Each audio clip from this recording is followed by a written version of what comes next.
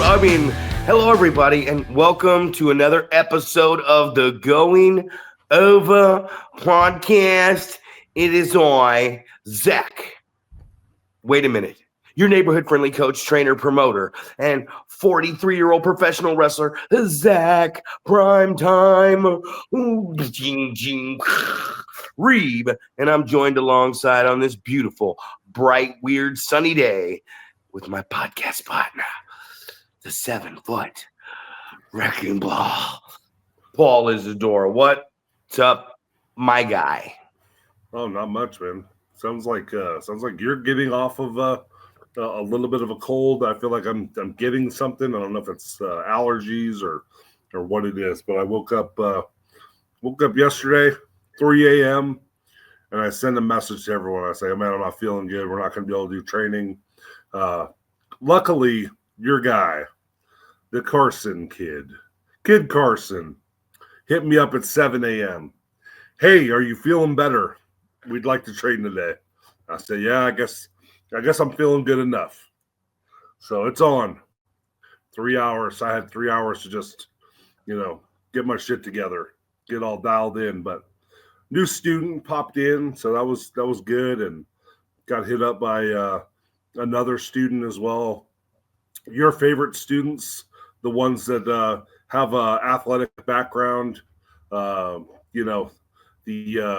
large in shape guys with some athletic ability. I know you love that they stumble into our school periodically.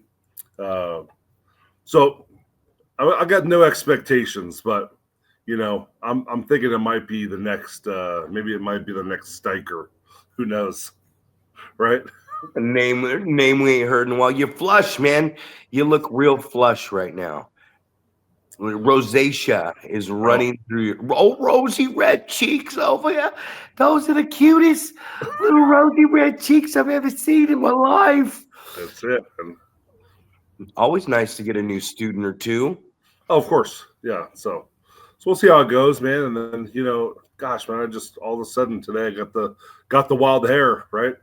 It's September, Hey, let's put together the entire event set up for 2026, right? Let's get it done. Let's get it down. And I had some people hit me up today. It's like, oh well, if you give me the calendar up front, I can mark off all those dates, and then I'll just be I'll be dedicated to taking those bookings with you. And they had mentioned you as well. Like, Zach gave me all the dates for next year, and so I got them all marked out on the calendar. So okay, we ran into one problem on there. I know we'll fix it, but the biggest one, because that one's a rough one. Because I need 30 NorCal superstars for the Last Man Standing Rumble. That's nice to hear. I'm probably going to sneeze here in a minute. Starting to feel a little better. It sounds like you're going to start to feel a little worse. Right. But, today, it's one's coming on. Today was just a reminder to me in the loyalty, the cockroaches, the people that just prey on your name, man. They prey on the 3 initials of your company. They prey on training in the same facility, running shows, being in the same company. Today was just a frank reminder that no matter if people say they have changed or not, there are still potential scumbags and lowlifes left in the world, and I will leave that at that. But a very good training day today, man. Today we were working on staying connected, right? One of the big things we talked about. We talked to Oliver John. I always talk about the waltz and the collar and elbow tie up, and Ollie made it very clear. The footwork is the most important thing, and today we worked on grabbing that side headlock, working on that.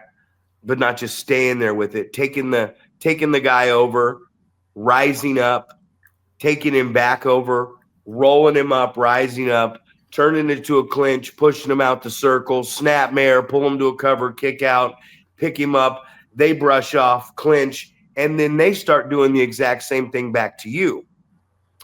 So we're making the adjustments as we move along on what we need to, but we get through it one way. We do a few rounds of this, which it definitely took about an hour and a half to 2 hours. And then Manny says, let's time this shit. Let's see if we can get these guys to get 5 minutes out of this.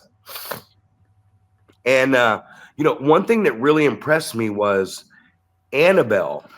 Annabelle went with, her boyfriend Brandon Nash, and man, they went 4 minutes and like 30 something seconds. And I'm watching this. And one thing I realized about her and I realized about the training is Ollie's 100% right. I'm also 100% right with the lockup because the waltz leads to the tie up.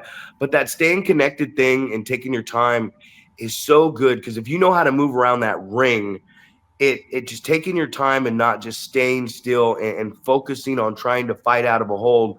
I mean, it was an exciting 5 minutes today of class, and I'm really enjoying, after everything that I've shown these guys, having them try to stay connected without losing grip. And it didn't mean they had to do the same drill. You could throw some extra stuff in there as long as you stayed connected and with the headlock. So, I mean, it's refreshing to hear, one of my old coaches come back and see clips online. And I just feel like there's a level, there's another level to this training thing. And what makes training so good is the details and the basics and fundamentals. Any monkey, you can teach a monkey to do cool moves, man. I don't like to teach moves. I can teach you moves, but I'm not a big move guy, man.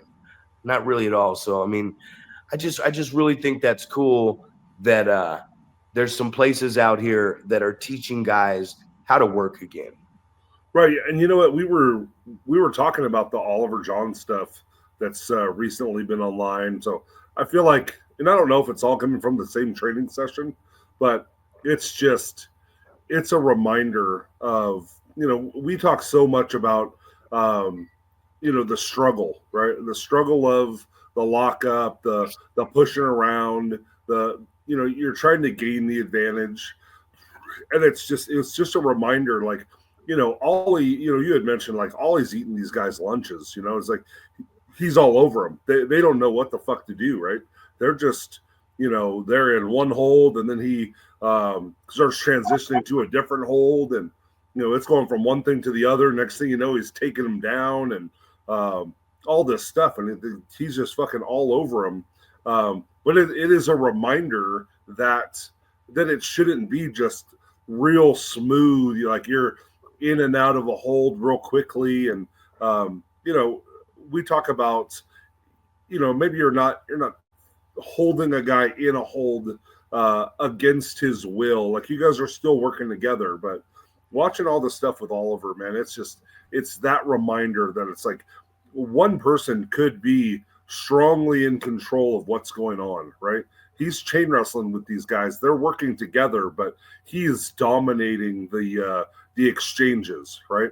It looks like they're fighting for their life to get out of those different holds, and it's just like you just said, man, it's refreshing to look at that and go, this looks like a fight. This looks like a struggle, So it's definitely cool to see that stuff, and it's a good reminder that, like, a lot of times, obviously we always talk about slow down, right? When you think you're going too slow down, all these different things, right? Because we can never be taking enough time, right? We're never letting the fans ingest it enough. In most cases, I mean, obviously you got some good guys that are letting it breathe every once in a while, but a lot of times it is just so quick from one hold to the next. And it was refreshing, I feel like I talk about Gildark all the time, but it's refreshing having him come in there and having a little bit of an MMA type background and using that against people, right? Because we had somebody try to get out of a hold and go for a drop toe hold, and he just holds on, right? And it just reminds me of the guy lazily taking you to the ropes and trying to shoot you off when you have him in a side headlock, and it's like, you have done nothing to make me loosen this hold at all, so I'm not letting go. I'm just going to hang on, and I'm going to drag you back to the mat. So it's just a great reminder. It's like, you have to work to get out of these holds, right? It's not just, oh, I'm going to go from a headlock to a fucking arm wringer to, a hammer lock, and then I'm going to pull you back to the head, and you're going to go into a top wrist lock, and it's not going to be that smooth and easy to go from one hold to the other. And so just having that reminder, it's kind of something for me to go.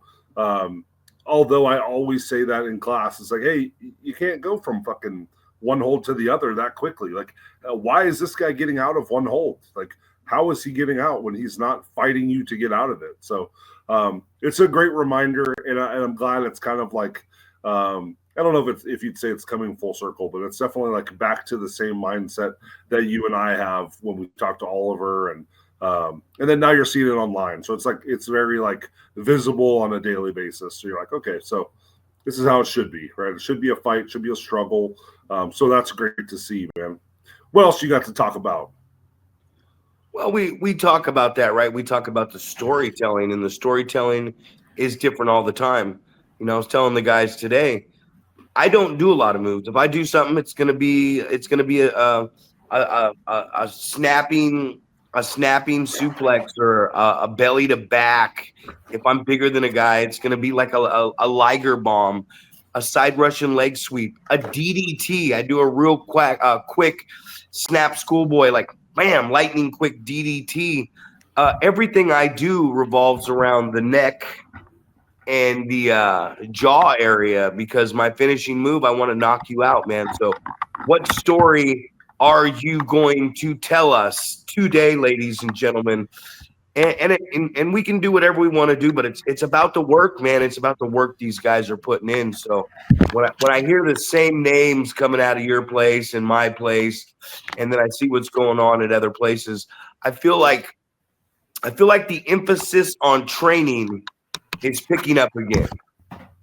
And that's what we're here for when we're very informative about it. When we're talking, is we want to talk about the training. How do we get these guys over? We're going over, right? And we were talking last podcast, and Brock Lesnar showed up on SmackDown, and also AJ Lee came back on SmackDown. And that was one hell of a fucking pop, man. Like, you don't realize, somebody that we've just took for granted and watching for so many years, we don't realize how important that person was. Like, Naomi Instagram something saying Big Jim's sleeping outside now, because Big Jimmy got her pregnant, and now she had to walk away, and AJ Lee's back. And there was a picture of Roxanne Perez when she was a little girl, dressed up like AJ Lee for Christmas. For Halloween. And you don't realize that. You go back and you see all these pictures and who influences certain people, man. I know when I talk about my influences, Hulk Hogan was definitely an influence to me. Bret the Hitman Hart, big time influence to me. Shawn Michaels was an influence. Christian was a major influence to me. I also X-Pac, Rob Van Dam, then there was the Angles, the Guerreros, the Edge and Christian, Dudley Boys Hardys with the ladder matches is when I started training. So we thought that's what you were supposed to do. We thought the best in the world wasn't Steve Austin and The Rock main eventing in Houston with 80,000 people at the Astrodome. We thought it was the guys crashing themselves through the tables. So, we realize every day, and there was a stat I heard today, right? And that stat was WWE did 30,000 in Paris at that venue. Taylor Swift, the biggest pop star in the world, the biggest streaming, the biggest everything, the biggest money, everything, did 45,000 in that building. 15,000 more ticket sales, but WWE's gate revenue total was more than Taylor Swift's with 15,000 more ticket sales, meaning that WWE right now, and where the state of wrestling, they are able to charge whatever they want, and it's the characters, man. It's what we're buying into and what we believe in. $70,000, I believe I heard, for a front row seat to next year's WrestleMania. I thought it was 10. Someone informed me it was $70,000. Like, I can think of a lot more things to do with $70,000 in Las Vegas, even sober in recovery. Right. Well, and you talk about the ticket prices for that type of stuff, and I was just looking at that the other day because someone challenged me on our ticket prices. Oh, you're charging too much, and and I'm thinking to myself, well, man, like years ago we started at $10 tickets. 2010, I think we had $10 tickets, and then we went up to $15 tickets. Several years ago, and then now we've got up to $15 tickets, and then now based off of our main venue where it's got bleachers, it's got floor seats, it's got front rows, it's tiered system, right? 15, 25, 35. But that made me think, it made me go look at like, well, what does it cost to go to Raw or something like that? And I feel like the least expensive ticket I was finding was like at least $100. I thought it was 103 and things like that. And I was like, okay, so paying $20 or $25 for a ticket for an independent wrestling show is too expensive, but you'll go and buy $100 ticket to go watch Raw. And I was like, oh, maybe it's because it was a certain venue. So then I was like, all right, well, I'm going to go as far out as I can, right? So you're getting as much advance on these tickets as possible. So I'm thinking, oh, it's gonna change the price, and I think still I was finding like $63 was the bottom of the barrel, and it's like, so they're getting a lot of money for these tickets, and like you said, if you're able to outsell someone who sold basically a 50% more tickets than you, right? Did you say 30 and 45,000? Yeah. Yeah. So somebody's selling 50% more tickets than you, but somehow you made more money on your 50% less than they did. That's just unbelievable that's how that is, with the popularity, especially of Taylor Swift. You think like that's going to be a high dollar ticket right there, but obviously not quite as high dollar as pro wrestling. So, but I mean, that's just a good thing. And as far as the state of pro wrestling, man, it's a great thing. And, we're talking about how many shows we're going to have collectively next year already. And it's unbelievable. The amount of people that want to have your product in their building, right? They're just like, yeah, when can you get here? When can you bring it? When can I get you to bring a show to my town? That type of thing. So I think that's a great thing, and obviously it's a great thing as far as the state of wrestling, and for us collectively, a great thing when you've got people that want to see what you're doing. I look at it like this. I'm not in the business of saying no. When it comes to this, I used to always like look at things like, no, that's too much. Maybe we shouldn't do this. I don't know if we should the fundraiser, this venue, try this town, and now I'm in the business of saying yes. Like, just bring it on, man.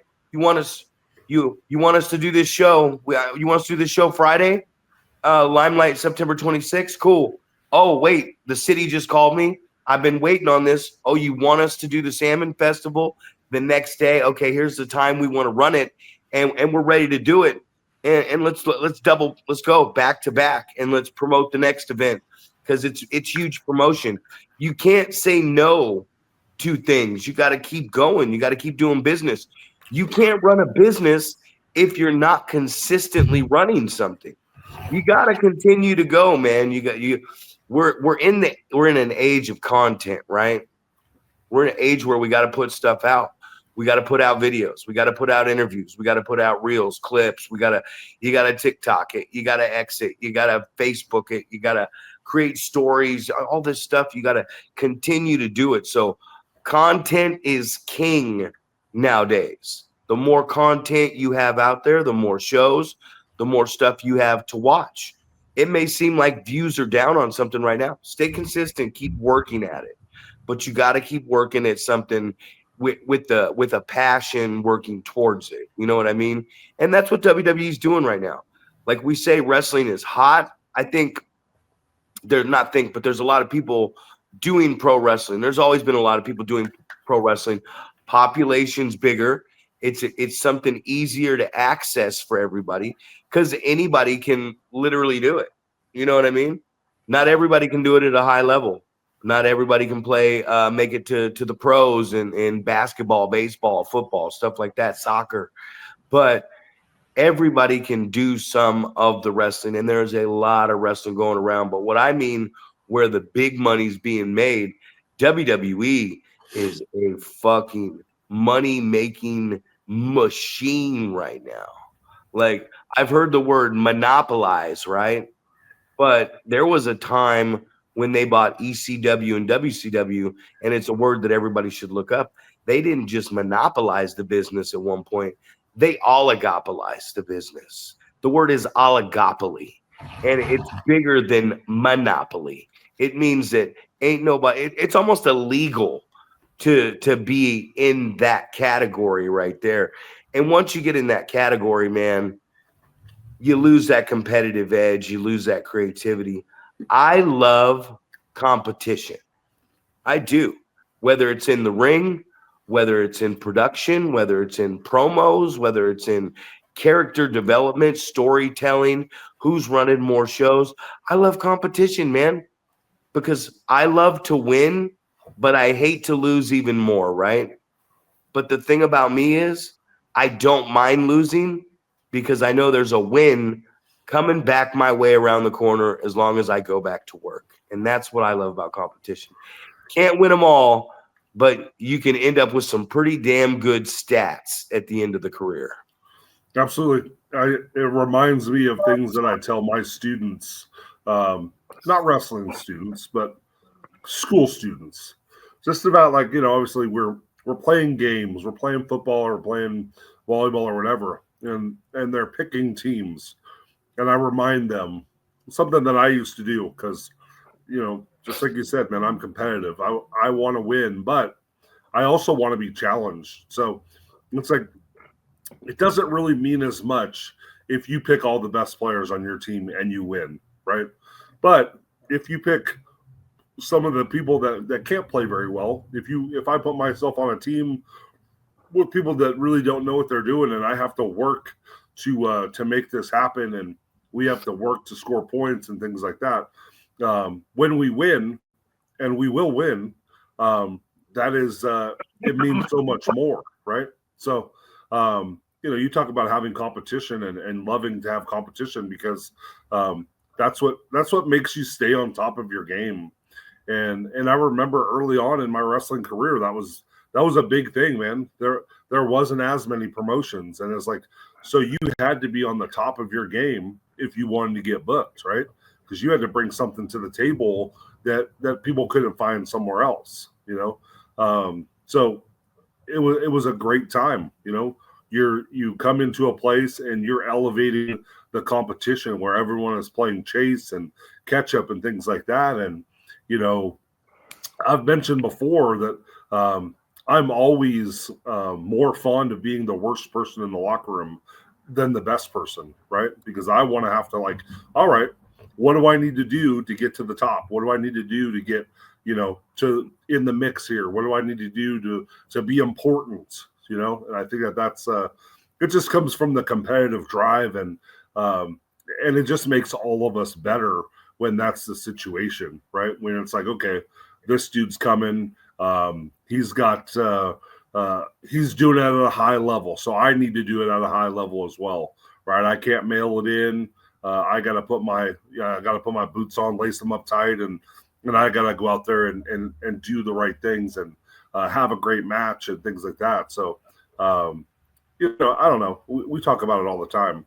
You can be the top dog at a shit promotion, and you can brag about it, and and all that stuff, and pat yourself on the back, make yourself feel great.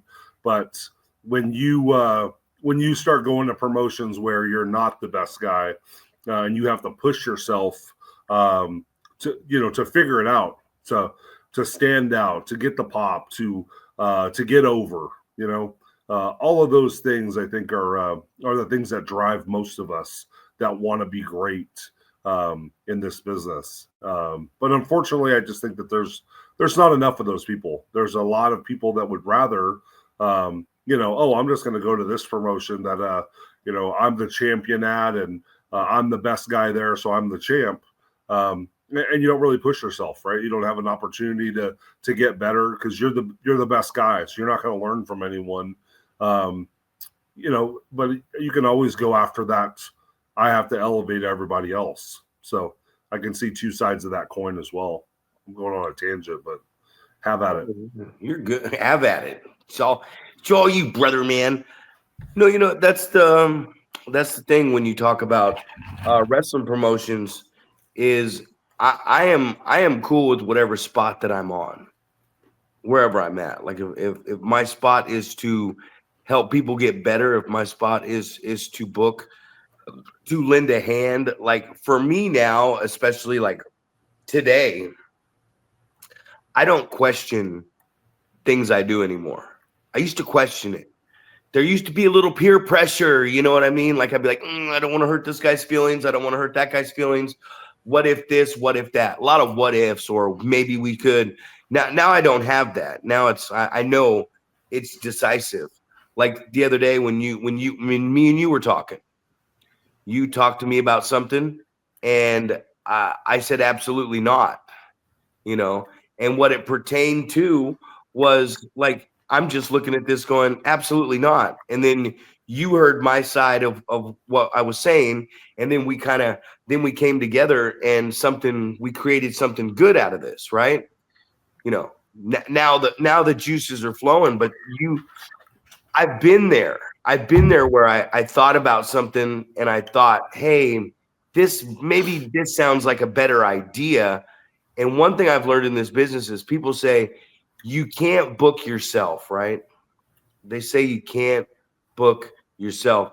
I'm a firm believer that you can book yourself if you know what you're doing.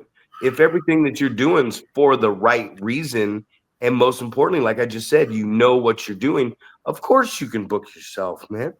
Good booker's a good booker. A good booker is booking somebody because they see the popularity in another guy. They see, oh, this guy is he's hot right now as a heel. We need to do something with him because we might lose him being that hot here pretty soon. So it just comes down to, everybody's going to work where they feel wanted. You know what I mean? Like, it doesn't matter the talent or what it is. If you're working somewhere and someone's like, hey, I'm going to put a belt on you, I'm going to put you in the main event, we're going to really base whatever, if it's lower level, upper level, if you're working for someone and you're happy there and you feel like this is where you're in your spot, this is where you want to be, everyone's going to go to that place, man. To refer to what you're talking about is there comes a time where you want to elevate yourself higher. You want to make more money, and you go and do those uncomfortable things. You get yourself in a locker room in a bigger place where people don't know you and everybody's not behind you, and you're starting from the bottom and you're having to work your way up. I know when I was in Dragon Gate, Seema would set me down in the in the kitchen and tell me, watch all this footage. And I would say, why? And he'd be like, you need to learn our style, Japanese style here. And the style there was 100 miles an hour, no selling, and just teeny bopper high school move, just boom, boom, boom, boom, boom, flips, all kinds of stuff. That wasn't my style. So I chose not to watch that. I chose not to learn it. I chose not to go back because that wasn't for me. So, I mean, everybody in wrestling is going to have to find their own niche of what is for them. And maybe some people aren't here to try to be to the very top, man. We like to say that, we like to say, if you're not in this business to main event WrestleMania, then why the fuck are you in this business? But I can think of so many people that never even have been on a WrestleMania or in the WWF, WWE that have contributed so much knowledge and so much growth in my career. You know, Roland Alexander, Gabe Ramirez, JJ Perez, Oliver John. I mean, there's just so many, my trainers skits. There was just so many people that have contributed to me being who I am today. And a lot of these guys that contributed that stuff to me never did wrestle on WrestleMania or main event WrestleMania. So I hear what people are saying when they say that, and that sounds like the cool thing to say. But we also hear, what do you measure in success? What is success to you? You know what I mean? And learning the business so that people, you know, I know that guy that does wrestle. I know guys that do wrestle for WWE, and I know guys that have been in the main event at WrestleMania. And you know what? I have conversations with those guys, and they look at me and talk to me like I'm just another one of the boys in the locker room too. So, you know, that is the ultimate goal when you get into business. Like, what's the top tier? Main event, WrestleMania, winning the championship. You know, clearly, but so much knowledge has been passed down to help my career from guys that route. Of course. Well, and I think I would say it's an analogy, right? They talk about, if you're not into to main event WrestleMania, but there's, just like you said, there's a far stretch of what people's goal might be, what you consider successful, and your goal might be to main event your home promotion or be the champion of your home promotion. You look at that as success, right? You look at that as the people that trained me trust me enough to be the face of this company, right? And for people, maybe that's the pinnacle, right? Maybe you think that's you've made it, right?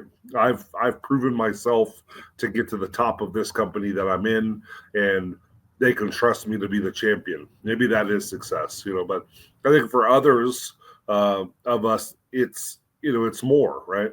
And I know for me, it's not, I don't have that opportunity to main event WrestleMania, but there is successful goals for me, to help other people reach their goals, right? So I think training people to get what they want out of pro wrestling is kind of the goal for me. Teaching them the things that I know, struggles that I went through, conversations that I've had with people that have, played a role at some high level. All of those things that maybe they don't get somewhere else, that I can share some sort of knowledge that I have that maybe someone else doesn't, I think is important from my aspect here. So, I think those are the type of things that you're looking for when we're talking about getting to the top of what you're, trying to achieve. Your success may be some of those things that people maybe overlook or they don't think are as important. But I don't know. I think that there's a lot of loyalty involved with those things. Like, I'm going to try to, like you and I kind of going back and forth about, me trying to make your promotion the best possible, anything I can do to help, and vice versa. We're going to try to do what we can to make each other's promotion grow and be successful. And maybe success isn't going to be going to Paris and selling 30,000 seats and making, shit tons of money. Maybe success for us is, selling a big venue, 1,000 seats or something like that. And, having a really good showing and creating some sort of buzz and being able to kind of take that and run with it and build something off of that. Maybe that's the goal moving forward. We've been talking about the expanding of the promotions, trying to get to different cities and, bring wrestling to places that don't normally see it. So I think that's another really big focal point that I've heard you talk about, and something that I've kind of piggybacked on as well, and see what we can do about going out here and getting wrestling to people that don't generally get to see it. Well, this is serious, man. Like things that I've seen happen in the last couple months. It's like this is serious. I take this serious. This is what I do. Like, and I'm not saying that I'm driving around in fancy cars and spending careless amounts of money on the business. I gotta watch what I spend, and I gotta watch how I invest and I've got to moderate my finances, but I have not clocked in at a job, which I'm very blessed for. And it hasn't been easy, but I've been doing what I like to do. I was able to start this podcast with you. What are we on now? 70? 81 episodes. 81 fucking episodes, right? And now we're hitting this very big point at the end of the year where, bro, we're busy. I am glad. I'm glad my sickness is almost over, and I hope that your sickness isn't just picking up, because, buddy, we're about to get really busy. And this is stuff, and it was, there was a while there where you were missing some shows, like some key stuff. Like you even missed the Winnemucca thing, and you were missing some training. And I sat down, and I not sat down with you, but we talk on the phone all the time. And I said, hey, man, I'm like, you got to be there for this stuff. Like, this is important. I was able to be there for you when you weren't able to be there in your own company, which I was once again grateful that I was able to do that. But it's like, man, that you say we're not going to wrestle in Paris. No, but one of these guys that we're coaching could be wrestling in Paris. You know what I mean? And as we get further along, the goal is to be that coach. The goal is to run that training facility. The goal is to have those companies that everybody. I was telling someone today, excuse me, if there was 100 promotions in California and 100 schools, and all the schools were full of students and all the promotions were full of great wrestlers and everything would be successful, like, it would be a completely different conversation that we're having on a regular basis. Because the tools that are provided to people, this is a fun and easy thing to do. And I've heard some people here recently say, like, I don't get nervous or have time to worry about things because I gotta make sure my match is right. I mean, that might be one of the most dumbest things I've ever heard. I gotta make sure my match is right. And I sent you a clip because I thought it was so funny. It was Stone Cold Steve Austin, and he had hey, Luke, you dipshit. What are you smiling at? Oh, you think you're – and he's just talking shit to this guy. But he says it to those guys when he's just stone cold, stone face staring them right in the eyes. He said, do you know something about this business? Do you know something about what's going on out there with those fans that I've completely missed in the last 2 to 3 decades?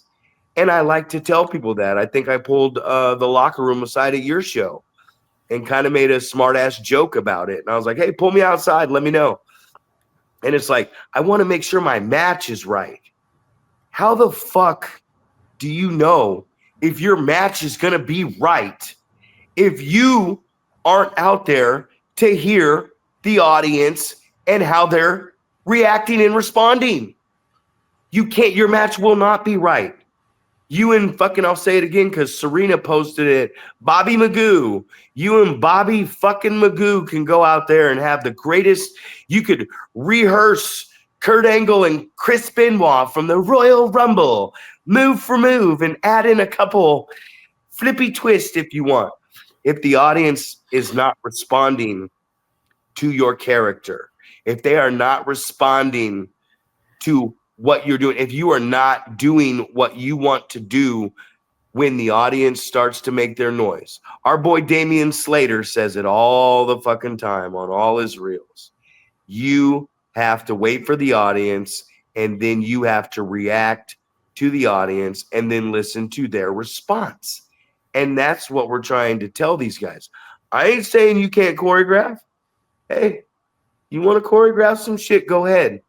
But if you don't have this and you're not in tune with them, they're paying their money and they're being ripped off first and foremost. And you are going to continue in this wrestling business with no idea on how to make any money in this wrestling business. It's about the audience. And I'll say it over and over and over and over again. Now, what your level of learning these moves and combinations and stuff like that is, that's on you. But the truth of the matter is, you got to listen to the audience. If I'm going to hit somebody with a tackle, I'm not just going to hit him with a tackle because we choreographed the tackle. If I'm the guy in control that is in position to use a tackle, I'm going to wait till the audience starts responding behind the good guy, not booing me, because then I'm not going to tackle him. I don't need to. I'm going to wait till they start getting behind the good guy and giving him his sympathy. And when he comes up and starts fighting off, I'm going to hit the tackle at the pinnacle of their cheers so I can bring them back down, soak up my heat, and then go back to work on him. And then we will wait to hear what their next response is. Simple. Right. And I think it's we say it over and over about the simplicity of those type of things, and I've talked to our guys just yesterday just about like just the storytelling aspect of those things. As much as we don't want to have the what did you say that Al Snow called it, like the 7 moves or the 7 whatever, right?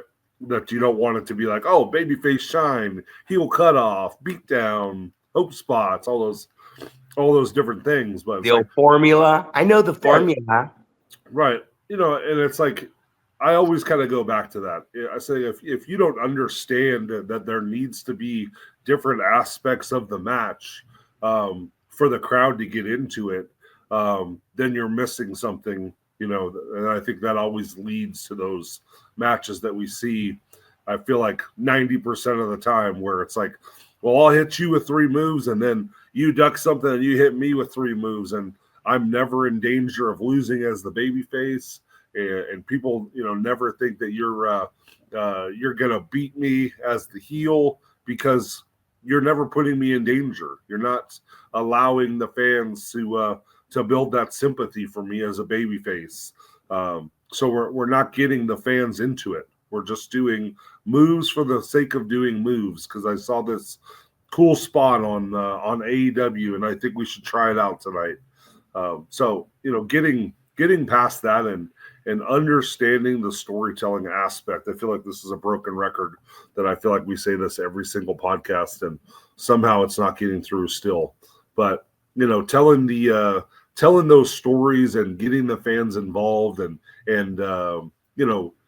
inciting that in some cases that riot type heat where you don't give a shit, right? You just want to be hated, and if the fans are getting pissed off, that's exactly what you're looking for, right? You're doing something underhandedly to the baby face, and and the fans are just like, what an asshole, I can't believe that. It's not against the rules to step on the guy's fingers, but he's doing it anyway, just insult to injury. So I don't know. I think about those type of things, and and I feel like, did you send me something about someone getting hurt recently? Just about, I don't know. And we send those to each other back and forth. The spots where people are just doing too much, right? Doing things that they don't know how to do, maybe, and getting themselves into situations where they're getting hurt. So I don't know. Like I think about that stuff as well, as far as the storytelling. We were just talking in class about that. About the don't tell someone that you know how to do something if you don't really know how to do it. Don't be afraid to ask someone, hey, I've never taken that move, or I don't know how to take that move. Can you show me? Can you tell me? Whatever, right? I feel like there's so much of that going around. As much as we talk about call it in the ring, not everyone can do that. And you have to be man enough or woman enough to step up and say, hey, I'm not comfortable with that style yet. Hopefully that's the conversation. I'm not comfortable with that style yet, right? I'm working on being able to call it in the ring, and I'm working on listening to the audience and being able to decipher when is a good time to put different things into a match. But I'm not comfortable yet, so so that you're going to go out there and somebody needs to plan a few things out for them to get through the match. And hopefully you've got a veteran in there that's going to be able to kind of lead them. Because I don't know how many times I've heard that before, the I'll see you out there type of comment. And a lot of times the match goes just fine because somebody's willing to listen and somebody's walking them through and talking them through the match. So getting to that point where you can do those things, and you talk about the ear so often that I think we should make a logo about the ear. Should be just like that. Should be just a photo, you pointing at the ear, right? So, yeah, we definitely need to get to that stage, man, where more people are comfortable doing that. And I'm hoping, kind of getting back to the Oliver John thing, maybe that is a good stepping stone to get there, right? Where you're just doing things off the fly, off the feel, things like that. What feels right at this time? Should I be able to reverse out of this? Should I not? Should I stay in this hold? Should I stay on the offensive? Force this guy to fight out? Things like that. I think that those definitely things are missing from what we're doing, and hopefully we can talk our way into seeing more of that type of stuff, getting people more comfortable doing that. Well, if you're training with the basics and fundamentals, if you're being trained, there's your first one. There's my first one. First one, baby, 47 minutes and 10 seconds. If you're training with the basics and fundamentals, and that's how if you're training the right way, you should be comfortable going out there and just working around and doing it. That's just the truth. And you should be more comfortable and I'm not saying that you got to go out there in your very first match and wrestle a fucking 20-year veteran, a guy with 20 years of experience. But I am saying if you've been doing it a year and you're about to make your debut, sure, go in there with a guy who's been doing it for 2 years or 3 years. They don't have to have a long amount of time. Like if you're, to be honest with you, and I hate to say this, and if you after about 5 or 6 years, if you're not really doing anything with your career, like you're not getting a look or you're not going across to another country or something like that, that's on you. That's on you because, I can think of like in my career, I was in my first, when I started 19, 20, 22, 3. Yeah, my first 5 or 6 years, I was off to Japan and other places and working in bigger companies. So I took that upon myself that I wanted more. So when I started, I've never taken a step back in my learning process. And I feel, and you say it all the time when you talk about seminars, some guys seem like they're just okay with where they're at, what they've learned, and this is fine. I'm not going to learn anything else. I already know this. Why would I? I'm already getting paid. I'm already wrestling on cards. I'm okay with this right now. And a lot of people are okay. Delusional doesn't mean that like you are fantasizing about something. Delusional just means that you always think that you're right. You know what I mean? Like there's a lot of delusional people out there where you go, hey man, why didn't you take this seminar? Man, I don't need it. Hey, I got some advice for you. Or delusional is one of the biggest delusions is watch my match. And I give you some critique and then you change absolutely nothing about the fucking match. It's like, buddy, don't waste my fucking time. We see so many times in this school where I'm running these training facilities where people waste our fucking time.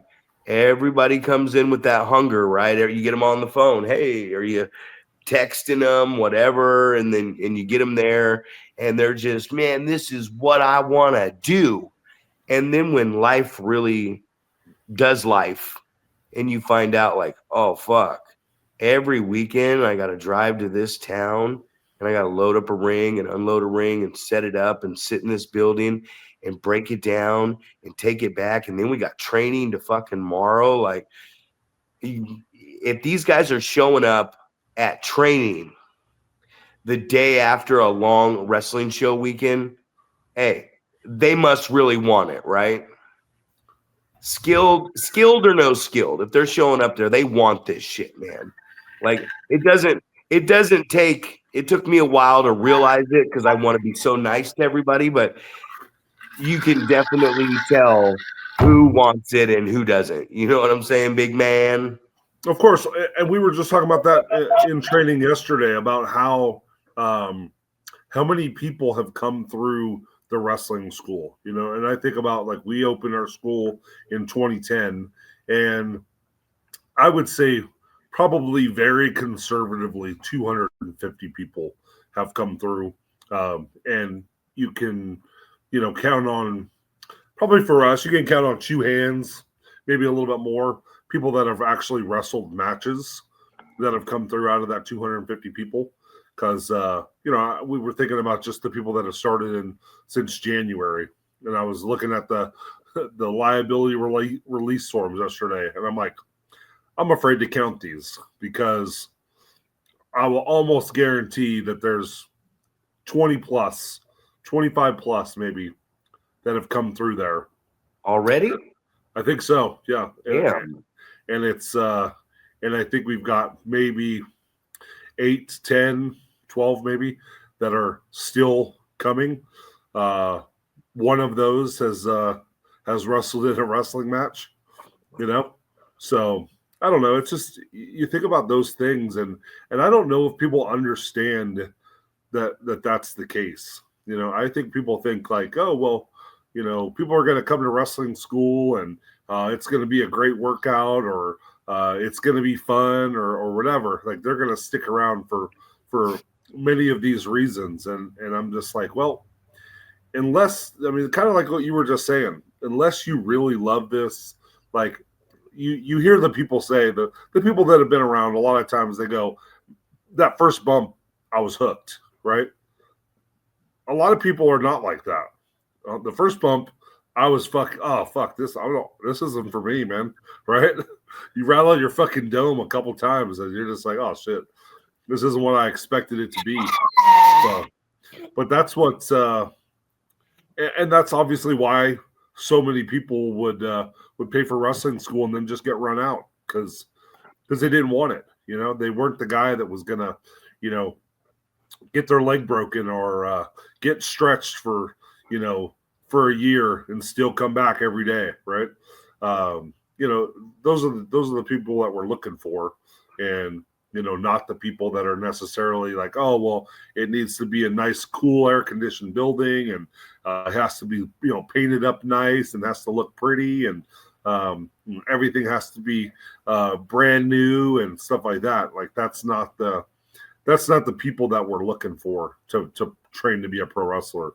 We're looking at those people, like, I always think about the old school gyms where it's like dark and stinks and they got old rusty weights and shit like that. And, all the equipment's torn up. You might be lucky if you get a bench that's got a pad on it. Otherwise, you're just laying on the wood. Grimy. Right, exactly. It's just think about those type of gyms, and a lot of times that's where the best power lifters and stuff come out of those old school gyms, because you don't have to worry about these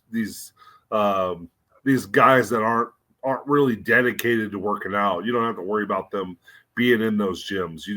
The only people that are going to be in those gyms are those people that really want to work on their physique and get bigger and stronger and things like that. And I look at our wrestling school very much the same. It's like, it's not going to have air conditioning. You're going to be in there sweating your ass off. You're going to be getting sweaty. It looks dirty in there. It's not the walls aren't painted, and we don't have our logo on the wall. And Everything doesn't look all great. Oh, that 5-minute mark coming quick. But yeah, I mean, we're just looking for those people, man. It's just they want to be pro wrestlers. It's not about you know, looking good and walking in the gym with your gimmick already on your first day, and this is who I'm going to be as a character and things like that. So you know, we want those people that are going to get in there and work. You know, oh, I got they walk in the gym the first day. Well, I got my finisher picked out already. Oh, I'm awesome. The Tiger Wolf. That's right. And this is my finish. That's why you don't see a lot of second generation boxers. You know what I mean? It's like boxing is like a survival, man. It's like Mike Tyson. A lot of these guys, man, they're from the streets. They picked up boxing to get them off the streets, and they're fighting for their life, man. That's, you know, they know how to fight, and then somebody sees some potential in them and teaches them how to box. You don't see a lot of second generation boxers because the guy who made it in boxing, you know what I mean? Like, why would Roberto Duran, if he has kids, be like, you know what? I want my kid to be punch drunk too. Like, no, you already got the money. This kid's got an education. He didn't have to grow up on the streets. So, you know, pro wrestling, it's a work, right? That's why you see so many second, third, fourth, whatever family members involved in this thing, man. Because, you know, the fighting, the boxing, the stuff like that, you're coming from the streets to do that, man. You know, same with baseball and basketball. You know, I've noticed a lot of people have kids that are playing, you know, whether they make it or not. Both Michael Jordan's kids played. None of them made it. You know what I mean? Right. I'm not saying they weren't good. Obviously, they weren't good enough to make it to the NBA, but it ain't Michael fucking Jordan. You know what I'm saying? Michael Jordan's the greatest of all time, man. And you got these guys in wrestling. Like, a lot of people say, you know, John Cena sucks at wrestling. No, that is big match John, man. Like, John Cena had a great match at WrestleMania with Kurt Angle, 30-minute. John Cena also had an unbelievable match with Shawn Michaels for 30 minutes at WrestleMania. And then the next night on Monday Night Raw, did another 30-minute with Shawn Michaels, completely different match with a different finish and a different story. John Cena is, you know what he's got? He knows where he's at in the ring. He listens to the audience. It's sports entertainment, buddy. You know what I mean? The word wrestling, pro wrestling is in the name. Wrestling is in the name. It doesn't say pro wrestling in WWE. It says World Wrestling Entertainment. It used to say World Wrestling Federation, but it never said World Pro Wrestling Entertainment, World Pro Wrestling Federation.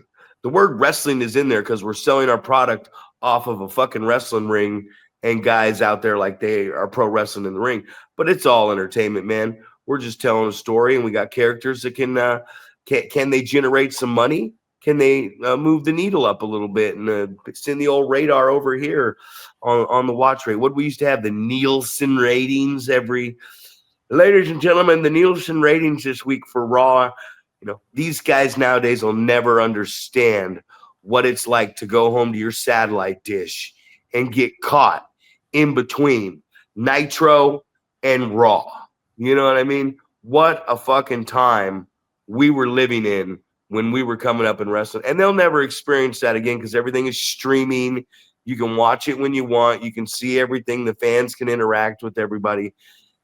Wrestling's this beautiful thing we fell in love with. And it's like the music and stuff nowadays. You know, it's different. It is indeed different, man. I just remember watching Raw and videotaping Nitro or vice versa every Monday. That was my deal. So it's like, all right, I'm going to watch one of them live, and I'm going to record the other one, and then I'll watch the recorded episode after I'm done watching the live episode. It's just crazy to think about that. That's how it used to be. But oh yeah, man, we're closing it out, man. Go ahead, close her out for us, ladies and gentlemen. Watch, like, share, and subscribe for the Wrecking Ball Paul Isadora and Zack Primetime Reeb. This is going over, and it's episode number 81. Woo-hoo. Throw some comments in the section too. Comment on what we're watching here. Yeah, give us a share, Sea Smokers.